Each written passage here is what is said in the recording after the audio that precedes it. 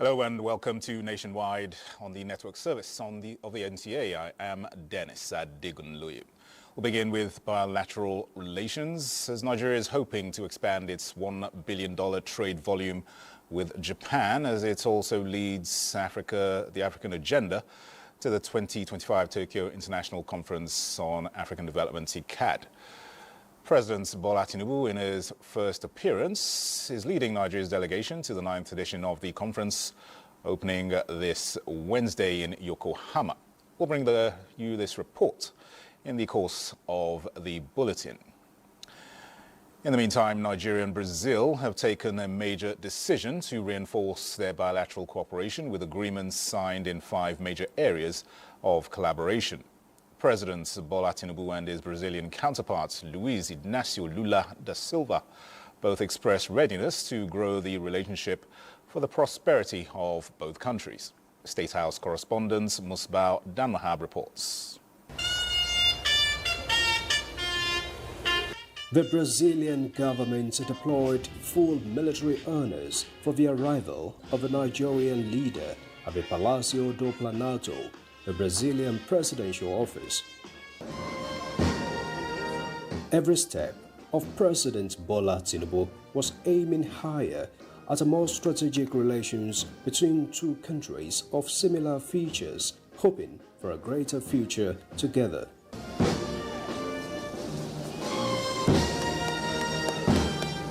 Yet another meeting of two friends in the series. 4th meeting between the two leaders since President Tinubu assumed office. An intercontinental handshake with sense of urgency about to fine-tune decisive bilateral agreements as the largest countries in Africa and South America put action to their commitment to rejuvenate the trade relations which hitherto was on a downward trend between them.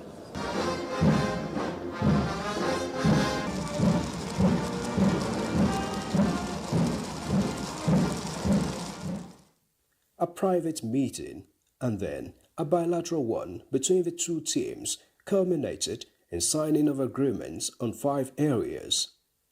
These include aviation, capacity building of diplomats, political consultation on bilaterals of common interest, cooperation on science, technology and innovation, as well as cooperation between banks of agriculture of both countries to promote trade and investment.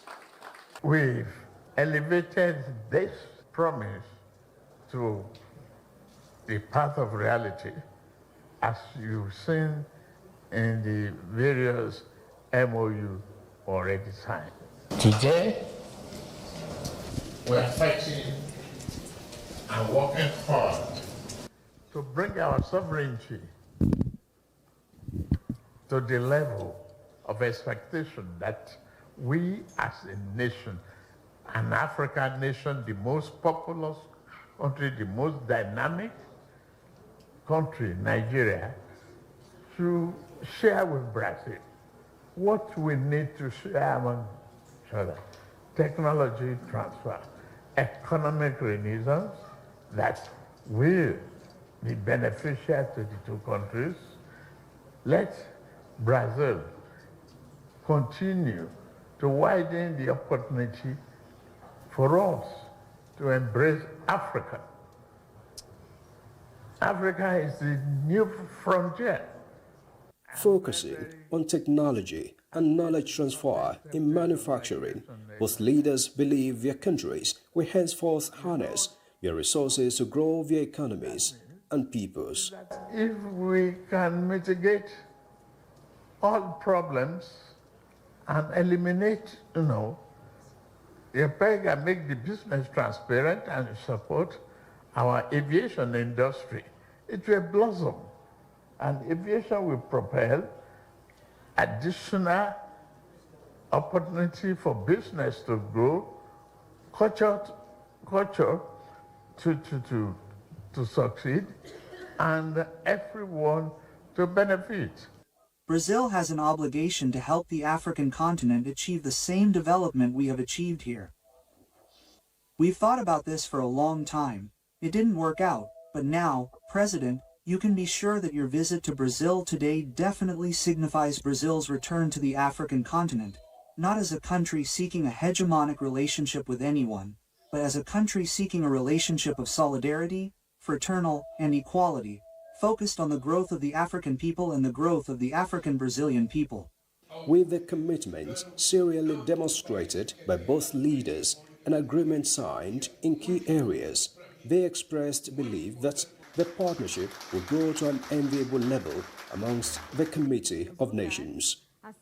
In Brasilia, Muspal, Nanwahab, NTA News.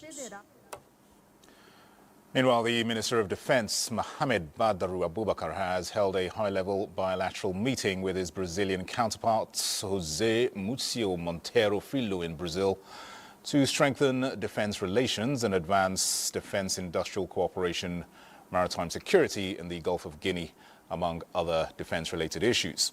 During the meeting on the sidelines of President Bola Tinubu's state visit to Brazil, the minister underscored Nigeria's commitment to the full implementation of the Nigeria-Brazil Defense Agreement signed on 24th June 2025, describing the agreement as a strategic instrument for expanding collaboration, deepening technology transfer, and building industrial partnerships.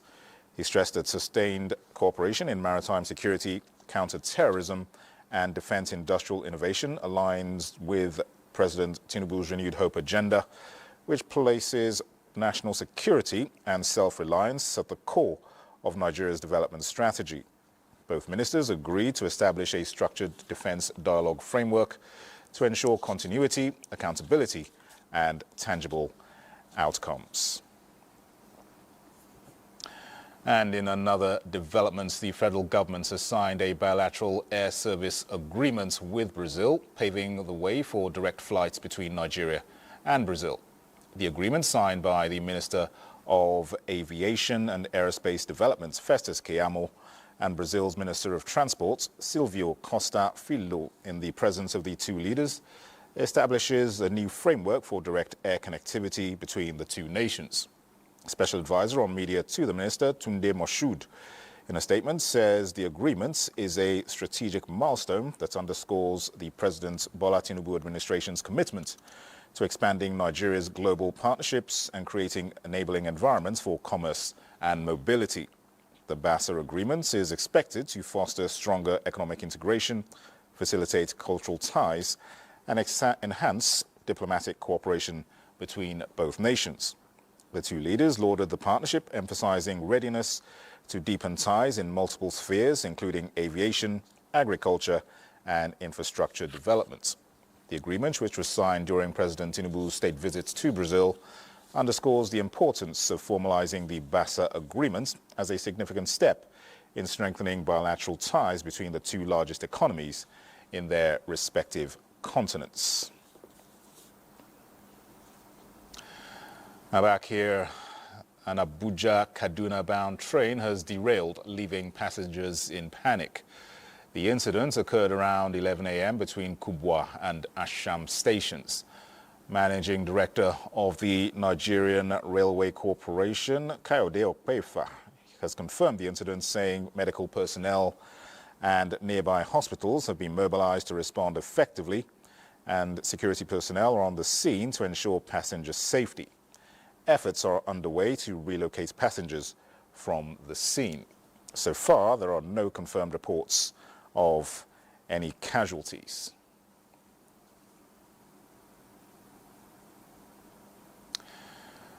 Sokoto State has once again witnessed accidents on its waterways as two separate boat mishaps in the space of 1 week claimed lives and left families in grief.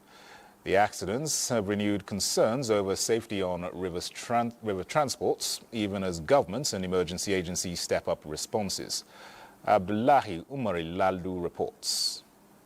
State is once again in mourning, following two separate boat mishaps recorded within the span of 1 week. The accidents, which claimed lives and loss of farm produce, add to a long history of recurring boat disasters on the state's waterways. The search and rescue operation has ended. Survivors recall how the boats were overloaded, with many passengers struggling without life jackets. For the bereaved families, it is not about numbers. It is about fathers, mothers, and children whose absence will leave lasting pain in their homes and communities. Two of my brothers were involved in the incident. One was rescued alive and the other one is yet to be seen. Mun zo da jirgi sai taguwar iska ta ruwa sai ta bugo cikin jirgin sai ya noce. Officials of the National Emergency Management Agency, the National Inland Waterways Authority, the Sokoto State Emergency Management Agency, and other relevant bodies were at the site coordinating rescue efforts and extending support to survivors and relatives of the victims. A boat or a canoe that is carrying about 30 being overloaded with 50 persons, then 7 motorcycles. I can say this is ignorance, this is negligence. Without passenger manifest and without life jacket. If they are on board with the life jacket, I'm sure the people to be rescued would have been much more.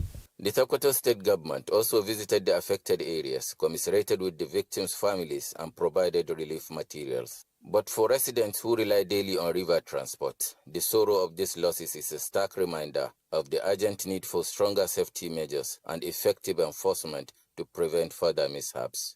From Sokoto, Abdullah Omar Ilalu, NTA News. All right, let's take some commercials now. The news returns shortly. Stay with us. Welcome back. We're now being joined live from Sokoto with Nuruddin Abdullahi to talk more to us about the boat mishaps in Sokoto State. Nuruddin, hello. Can you update us on efforts by the authorities concerned? Yeah, I can. In making prompt. Thank you. Thank you very much, Abuja. Can you hear me? I'm hearing you loud and clear, Nuruddin. Just tell us what authorities are doing. Within the space of a week, Sokoto State experienced two boat mishap that claimed some lives, properties, and farmland. The mishap took place in Gorenyo local government and Sabon Birni local government areas, all in Sokoto State. With me here is a special advisor to Sokoto State Governor on State Management Agency, Emergency Agency, Alhaji Aminu Liman Bodenga. Sir, can you shed more light to our viewers on the recent development? Okay, Sokoto State, we have experienced two boat mishaps at Gorenyo and the Sabon local government areas. At Gorenyo, the canoe, when it was capsized, it has 50 people are on board, and I have invited Nema, Niwa, and Road Cross. We went there together with the local government officials, especially the chairman of the local government. He invited all stockholders, and we started searching and rescuing. We were able to rescue 41 persons alive, and we have discovered 6 bodies which were dead and during the MPNO. And we are still searching for two bodies of the victims. But sir, what do you think is responsible for this?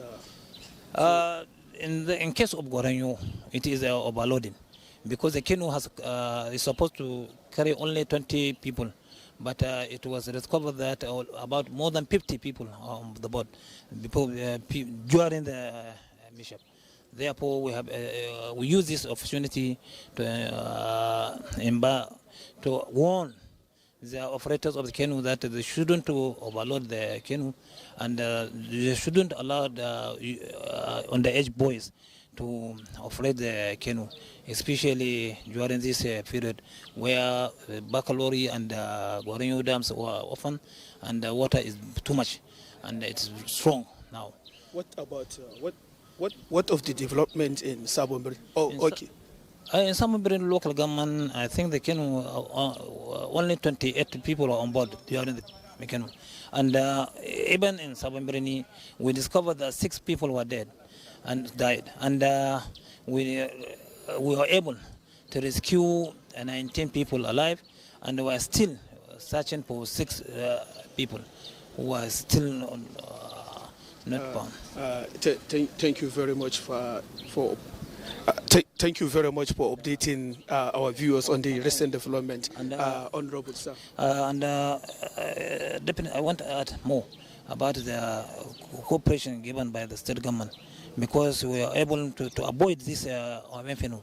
The state government has purchased 20 canoes, 20 motorized boats, and we have distributed to the 6 local government areas in which Sabambirin and Goren were inclusive.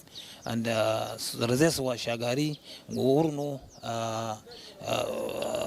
Muamako. Thank you very much. Thank you very much, Honorable, for updating our viewers on the latest development. We now hand over to Abuja studio. Thank you for being with us. All right, Nuruddin, many thanks for that. Let's turn our attention to security. In the wake of rapid globalization and technological advancements, security threats are evolving, shifting from traditional warfare to new challenges in digital attacks and cyber security. National Counter-Terrorism Center, Office of the National Security Advisor, is addressing these evolving risks posed by terrorists' exploitation of new and emerging technologies through the CT Tech Plus initiative. More on this from Defense correspondent Ismail Musa. Cyber attacks have become increasingly sophisticated, targeting individuals, businesses, government institutions and installations, compromising sensitive information and disrupting operations. From phishing to ransomware to identify theft and online fraud, the types of cyber threats are diverse and constantly evolving. Globally, there is a shift from conventional warfare to cyber threats, as terrorists increasingly exploit digital platforms, unmanned systems, and artificial intelligence to carry out their nefarious acts. To address these challenges, the National Counter-Terrorism Center in the Office of the National Security Advisor is headlining these stakeholders at the CT Tech Initiative to assess threats stemming from the use of new technologies. The CT Tech Plus initiative is a 2-year joint program of the United Nations Office of Counterterrorism, the United Nations Counterterrorism Center, and the Interpol. It supports partner states in addressing the evolving risks posed by terrorists while ensuring that responses remain firmly anchored in the rule of law, human rights, and gender sensitivity. It's important to note that the outcome of this workshop will enhance and strengthen Nigeria's national counterterrorism policy and operational responses to counter the use of new technologies for terrorist purposes in full compliance with international human rights norms and standards. The workshop, second in the series, provides a platform for stakeholders to jointly assess technological risk and translate findings into actionable national counter-terrorism policies and operational strategies. In Abuja, Ismail Musa, NTA News. In the meantime, the Nigerian army is gearing up for a digital revolution, sharpening its edge in the cyber battlefield to tackle emerging security threats. With its 3rd annual Chief of Army Staff Data Management Seminar in Abuja, the Army says it is prioritizing effective data management and record keeping as key ammunition in its national security arsenal. Defense correspondent Najatu Tijani reports. A study shows that digital record keeping can result in cost savings in printing supplies and in labor. For the Nigerian Army, digital record keeping and data management are crucial in today's digital era. This gathering at the 3rd annual Chief of Army Staff Data Management Seminar is being organized by the Department of Military Secretary. Though these departments have statutory responsibilities to collect and maintain certain Nigerian Army data and records, data management and record keeping in general is a collective duty which requires the efforts of all corps, formations, and establishments. Keynote speakers say by leveraging technology, the Army can improve data accuracy, accessibility, and security, ultimately supporting better decision-making. It will undoubtedly enrich the participants, who also provided the motivation for achieving tasks in the accomplishment of our overarching mission. The seminar also provides a platform for stakeholders to share best practices, discuss challenges, and explore solutions to enhance data management and record keeping within the Nigerian Army. Naja'atu Tijani, NTA News. Elsewhere, the Chief of Army Staff, Lieutenant General Olufemi Oluyede, has assured that the Nigerian Army will continue to do more to secure not only states plagued by banditry and insurgency, but the entirety of Nigeria's territory.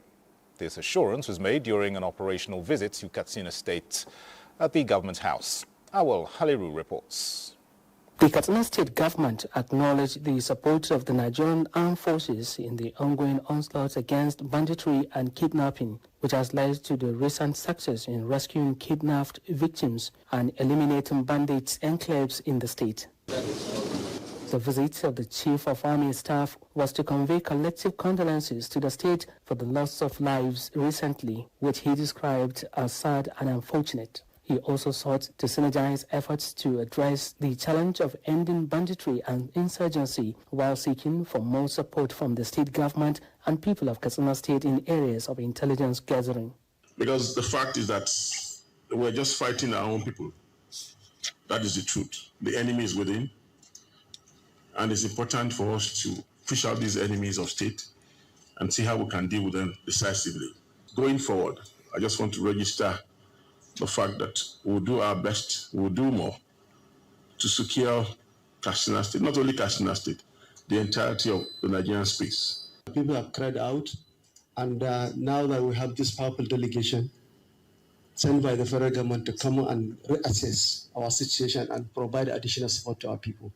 So we thank you, the Nigerian Army, we thank you, Mr. President, for this intervention. The Nigerian Army assured it will do the best to secure the state and the entire country. In Katsina, Awal Haliru, NTA News. In other news, patients with health challenges needing oxygen to stay alive and caregivers will worry no more following the inauguration of pressure swing absorption plants in the 3 senatorial districts of Bayelsa State. The life-saving medical oxygen plants is a partnership between the federal and Bayelsa State governments with global funding. Ibinimi Zitimiola has details. Swing absorption PSA plants are vital for the health sector as they produce on-site medical-grade oxygen for patients suffering respiratory illnesses, trauma, heart disease, and for those needing emergency care.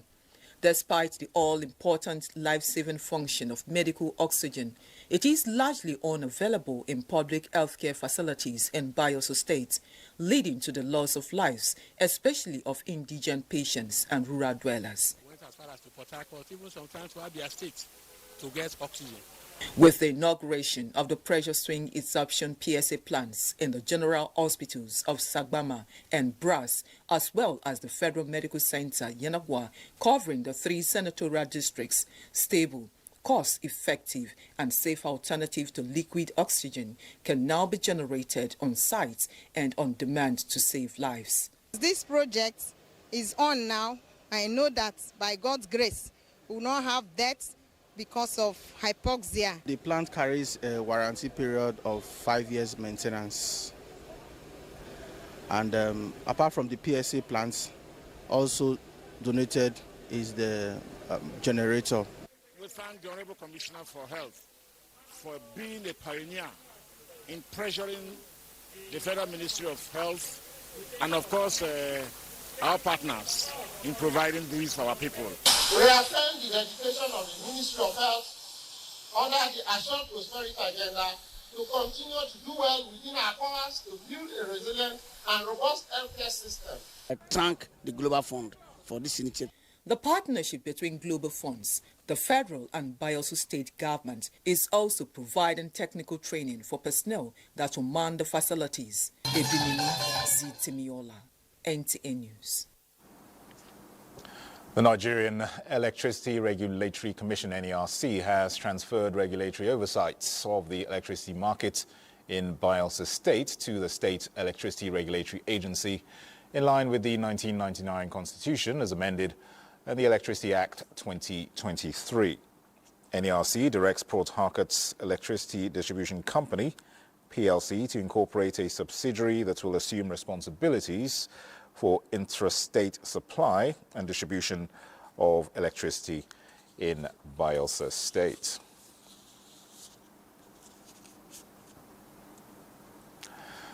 Now, in the just concluded by-election in Anambra State, the open display of vote buying by political actors has become a source of concern.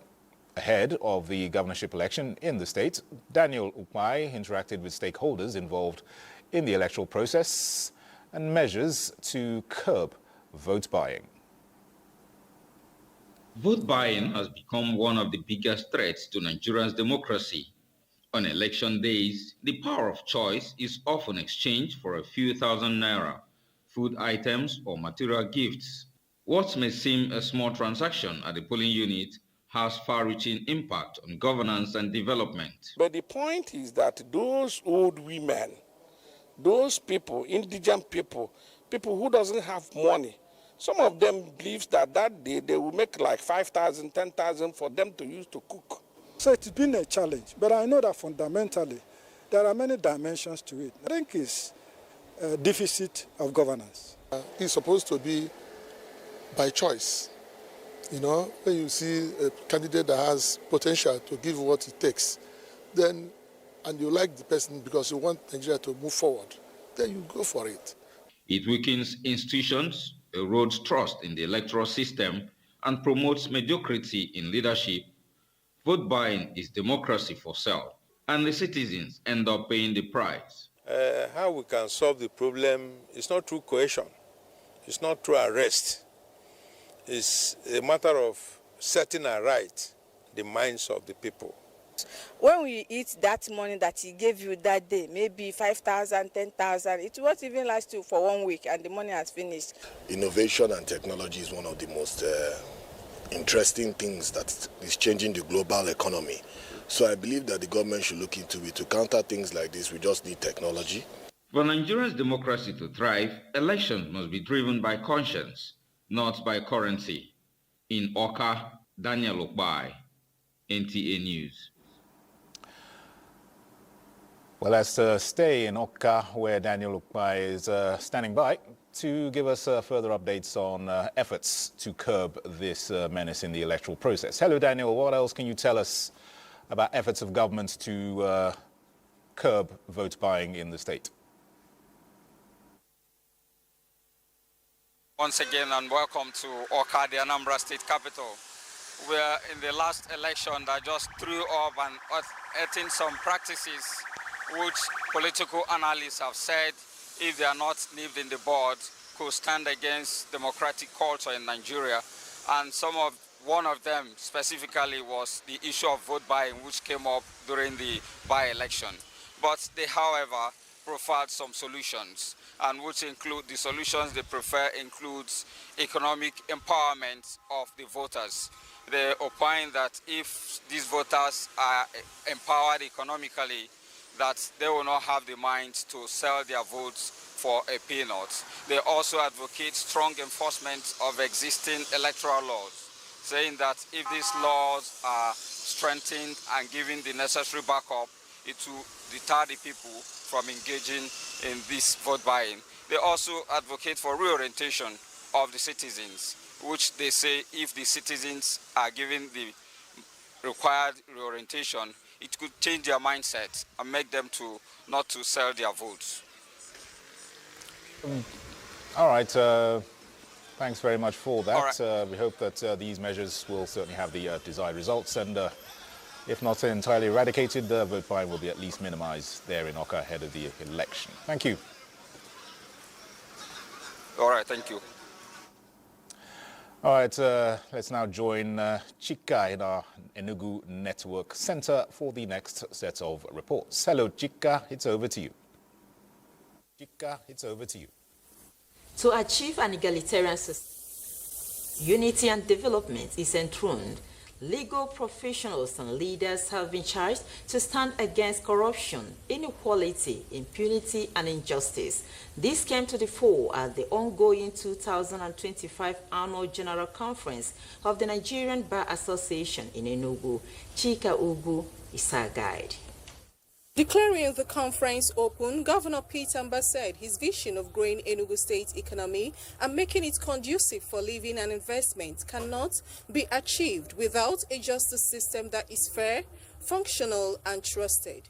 He said his administration has made reforms in the justice sector in order to enhance efficiency, independence, and dignity of the state courts, as well as promote alternative dispute resolution through the multi-door courts house.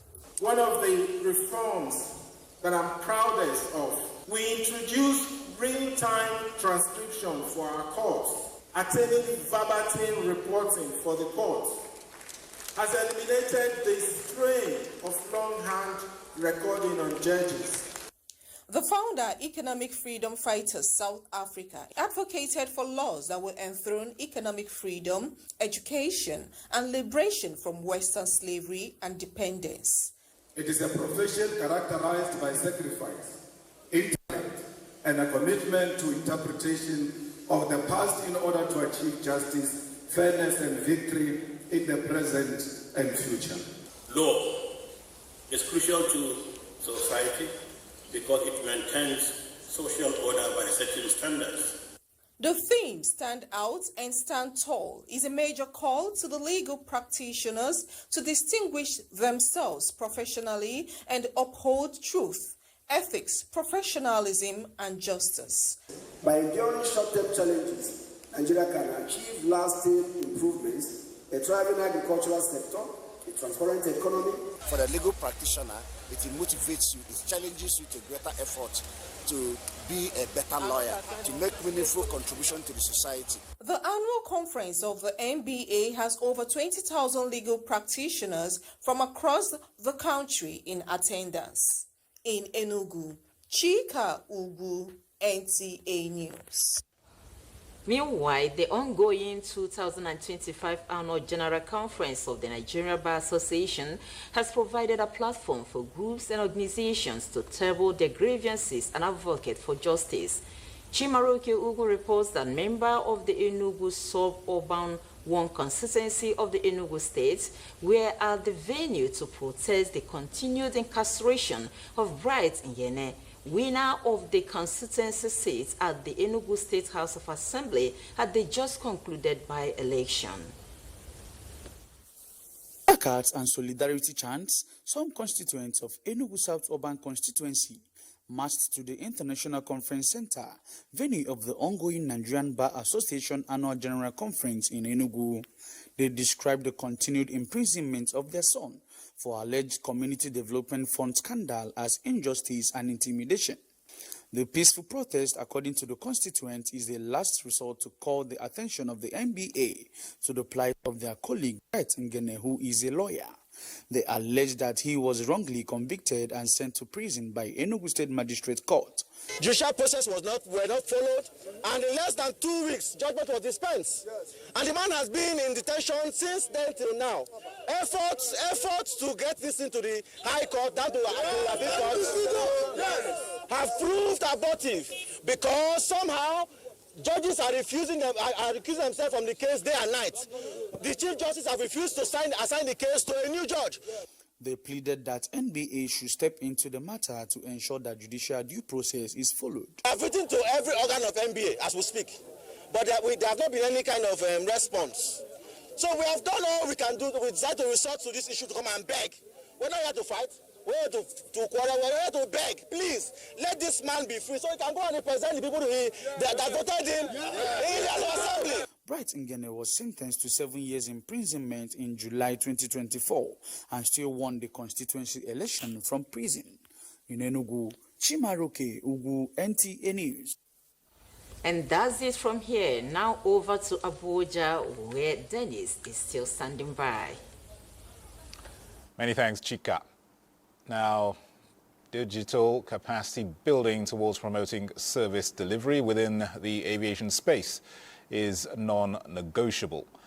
This was part of the focus of the 2025 Mid-Year Workers and Stakeholders Sensitization Programme of the Joint Consultative and Negotiation Council of the Ministry of Aviation and Aerospace Development. The Permanent Secretary, Ministry of Aviation and Aerospace Development, Dr. Abubakar Kanah, emphasized the importance of working together to achieve the mandate of the ministry and manpower developments, digital literacy, and the importance of a performance management system, which he says drives the desired developments as well as efficiency towards achieving the aviation roadmap. And the mandate does not only reside in the ministry, but also involves all our parastatals. And that's the reason why we have very important parastatals from NCAA, FAN, and the rest. There is no way a ministry can superintend over her parastatals if the staff are not properly trained and knowledgeable about those. To the issue of welfare of staff. By nature, as a unionist, I'm pro. In fact, I'm a welfareist.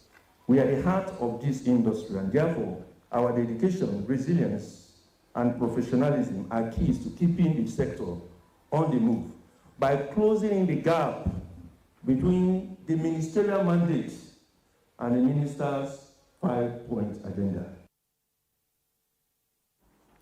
Dr. Kanah reaffirmed the ministry's commitments towards the promotion of the welfare of staff, which he says will enhance performance to achieve desired objectives.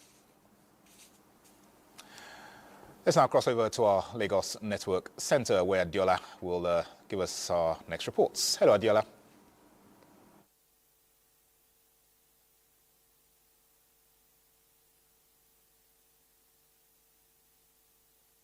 Thanks for joining us in Lagos.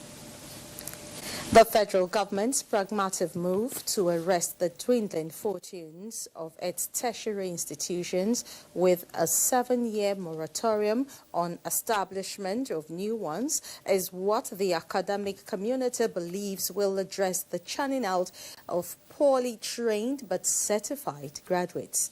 Larry Belay has more on this.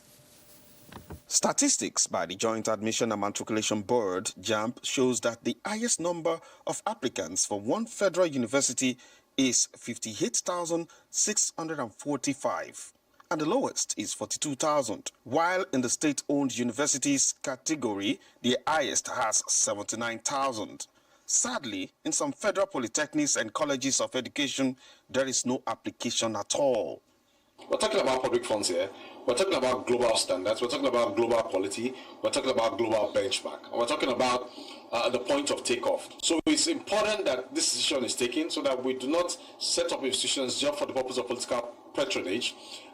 It is important that we look at posterity. It's important that we look at institutions that are set up to develop individuals and develop manpower. Channeling resources into upgrading the facilities in the next 7 years is what the federal government is doing to address the churning out of ill-equipped graduates. This year, 2025 JAMB, they realized that there's some university that doesn't even have up to 10 candidates applying to them. So, of what use is, establishing more universities? For the federal government, the 7-year moratorium is a pragmatic step to rein in overstretched funds for these higher institutions that can improve their capacity and in the long run encourage potential investors. In Lagos, Larry Bilayi, NTA News. The management of the NTA Lagos Network Center has paid a courtesy visit to the Nigerian Army 81 Division with a view to strengthening ties. Zonal Director of the NTA Lagos Network Center, Evelyn Wansu, says the relationship would help foster regional peace and security. Adejoke Odeka completes the report.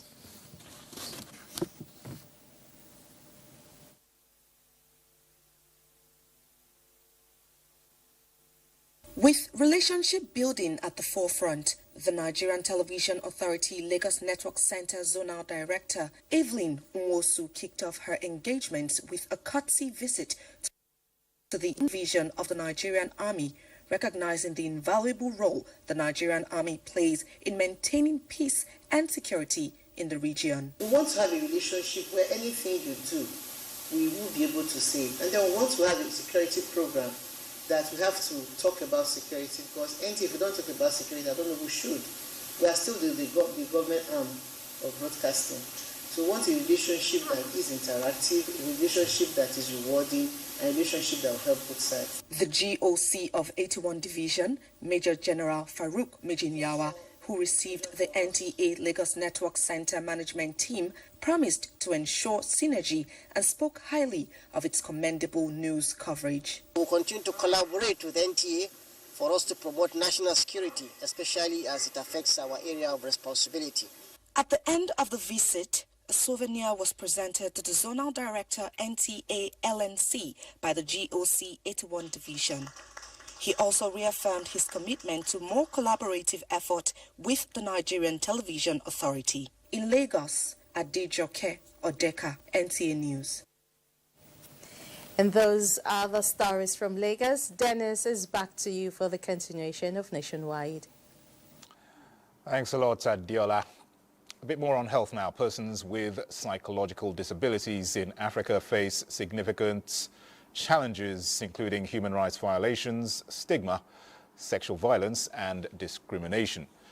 To address these issues, the Africa Mental Health Leadership Programme, in collaboration with CBM Global Disability Inclusion, is working to amplify the voices of persons who have had such experiences and to strengthen civil society engagements in shaping inclusive mental health responses across West Africa. Gufan Shaji Ugwai reports. You are the voices of the communities. Gathered here in this room are 55 mental health professionals and civil society organizations drawn from across the African region. Ce matin avec vous. They are strengthening their voices on interventions and policies for persons with psychosocial disabilities. People with psychosocial disabilities are not only beneficiaries, but active contributors and decision makers in public health. Changing policy and how services are also delivered across the region. And we are really happy, for example, because in relation to the African Mental Health Leadership Programme, we are actually contributing to an ongoing process in Nigeria on the decriminalization of attempted suicide. Cecilia Fofo Ashale is a participant from Ghana. As a mental health advocate, she says psychosocial inclusion begins first from the family. So it comes with communicating with them because they have rights, they have needs, accessing probably maternal health care and reproductive health needs that persons with mental health condition also do have the right to exercise. Participants here are optimistic that this workshop will strengthen civil society engagements in shaping an inclusive mental health responses across West Africa. In Abuja, Gofan Shaji Ugwanyi, NTA News. All right, our next port of call is our JOS Network Center, and Bilkisu will be our guide. Hello, Bilkisu. Over to you.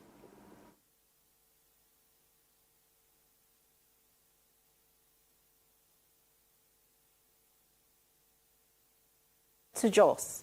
Plateau State Police Command has paraded 3 suspects for armed robbery along Bassa and Jingri communities of the state. Ijoma Ozwamina has more. The Commissioner of Police notes that the command received a distress call from members of the Kishika community, Benchin village of Bassa local government area of the state, who were attacked by gunmen on their way from Bukuru Cattle Market after sales. During the attack, the hoodlums collected a sum of 1,918,000 naira and other valuables from them.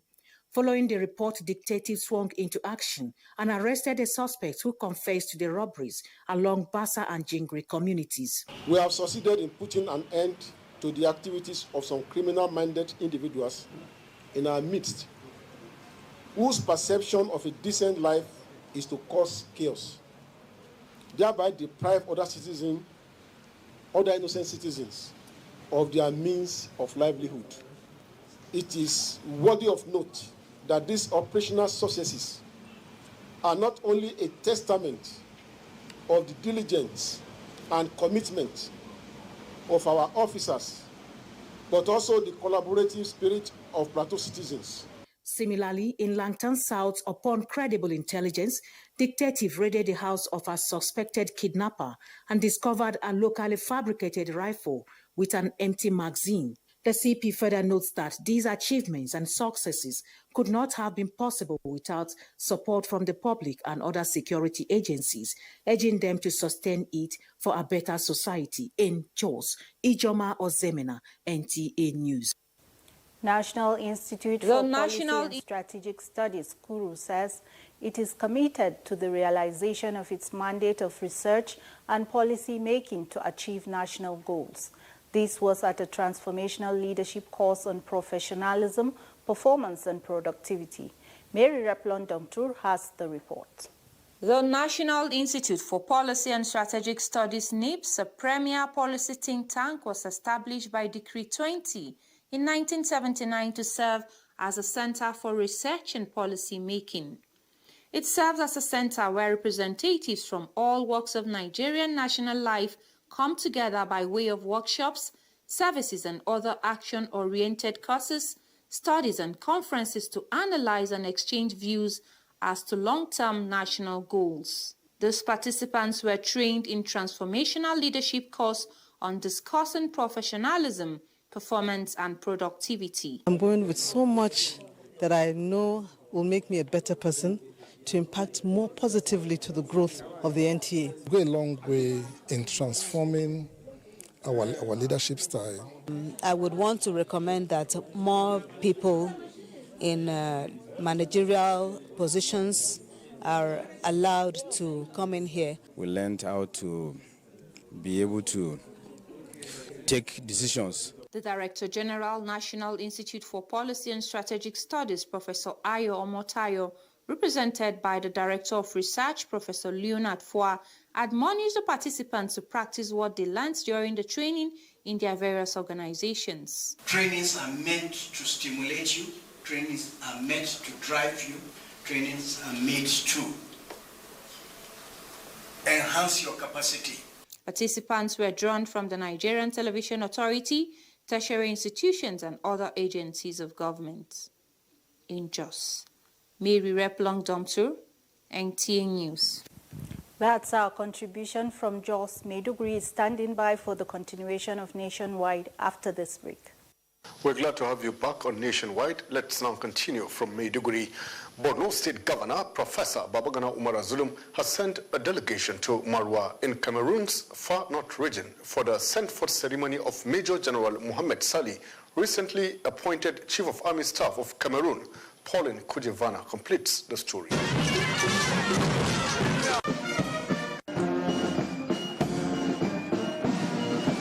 The delegation, led by the State Commissioner for Education, Science, Technology and Innovation, who doubled as chairman of Borno State Subcommittee on Repatriation, Lawan Abawa Kilbe, joined dignitaries at the Morua Grandstand, where General Salih officially handed over command to General Agaha Robinson Dong, the new commander of the 4th Military Region. The event was presided over by Cameroon's Minister of Defense, Betty Asomo, with the governor of the Far North Region, Mijinjawa Bakari, among other top officials in attendance.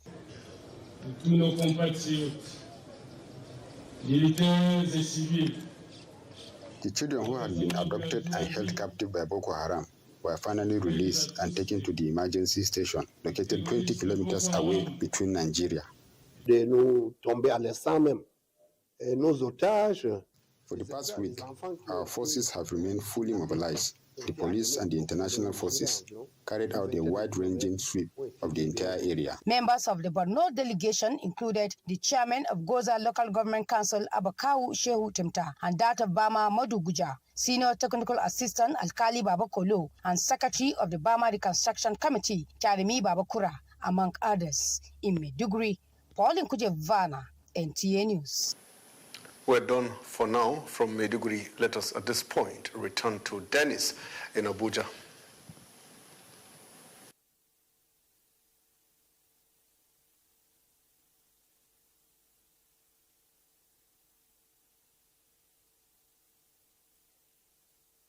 The Nigeria Police Force has recorded major breakthroughs in recent anti-crime operations, rescuing 5 kidnapped victims in Kebbi State and killing 5 suspected kidnappers in Abia State. A statement by the force indicates that the operations also resulted in the recovery of arms, ammunition and other dangerous weapons, reaffirming its commitment to safeguarding lives and property. In Kebbi State, police operatives working with other security agencies and vigilantes rescued 3 kidnapped victims after a gun battle with armed kidnappers in Shanga Hills. In a separate operation in Danko Masagu local government area, 2 victims abducted earlier in Zamfara State were freed unhurt after successful confrontations with bandits. Meanwhile, in Abia State, operatives stormed a kidnappers' den in Ukwa West local governments and engaged the gang in a fierce exchange of gunfire. The superior firepower of the police proved decisive as 5 gang members were killed and a large cache of arms and ammunition recovered. Inspector General of Police Kayode Egbetokun commends the officers for their bravery and assures Nigerians have sustained efforts to dismantle criminal networks nationwide. And with that, we come to the end of Nationwide. Many thanks for watching. I am Dennis Adegunloye.